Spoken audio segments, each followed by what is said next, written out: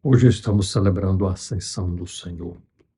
O Senhor que assumiu a nossa humanidade, aprendeu da sua mãe, do seu pai, a viver neste mundo e depois começa a sua missão, escolhe discípulos, se entrega, é morto, ressuscita, ressuscitando, volta a estar com os discípulos, continua a ensinar os discípulos, mas os discípulos ainda precisam daquela força de Jesus, que é o Espírito Santo, que nós veremos próxima semana.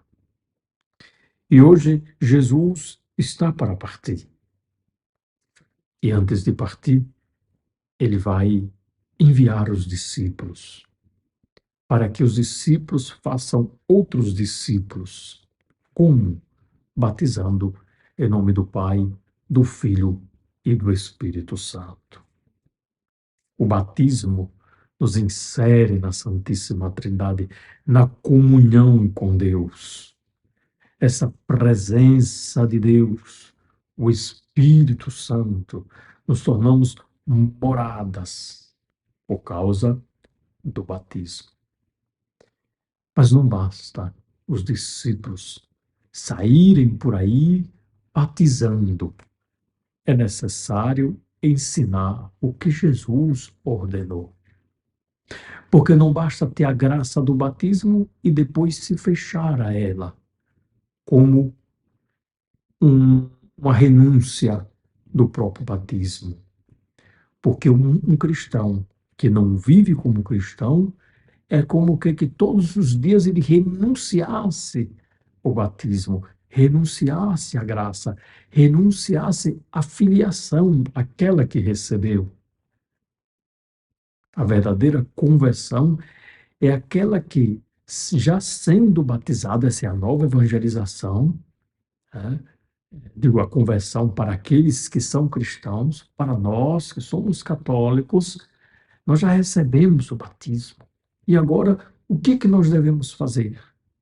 Nós devemos tomar consciência dessa grandeza de sermos inseridos em Deus, dessa filiação divina, ter consciência disso para amar sempre mais e fazer aquilo que Jesus ordenou.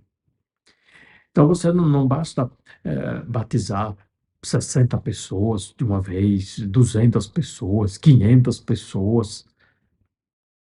É preciso batizar e inserir aqueles batizados na consciência de quem é Deus e viver segundo a revelação.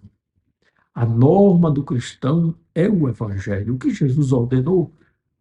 Ordenou amar uns aos outros, mas ordenou também amar a Deus. Amar a Deus, amar uns aos outros. O cristão olha a vida de Cristo, medita a vida de Cristo para saber como agir. Jesus é a norma suprema do cristão. Ele sobe aos céus. E subindo aos céus, ele dá esse grande trabalho, essa grande função aos discípulos de batizarem, tirarem o pecado. Não basta tirar o pecado do coração, é necessário ensinar a não deixar o pecado entrar no coração. O pecado do ódio, da desavença, o pecado da não comunhão, o pecado do preconceito, o pecado de se fechar à graça de Deus. É assim que os discípulos, aprendendo do Mestre a fidelidade, deve transmitir também como se viver a felicidade aqui neste mundo. Esse é o grande desafio. E se nós queremos aprender com quem aprendeu com Jesus, olhemos para os santos. Os santos, em diversas épocas da igreja, aprenderam de Cristo a viverem a verdadeira felicidade. Cristo jamais nos falta. Nós faltamos a Ele, mas ele insiste no seu amor, nos seus ensinamentos, para a nossa felicidade, para a nossa realização pessoal. A grande realização pessoal comunitária, qual é? Comunhão com Cristo, comunhão com os irmãos. Se faltam esses dois elementos, comunhão com Deus e comunhão com os irmãos, nós não estamos vivendo a norma de Jesus. Podemos ser cristãos, podemos ser batizados, mas fechados à graça de Deus.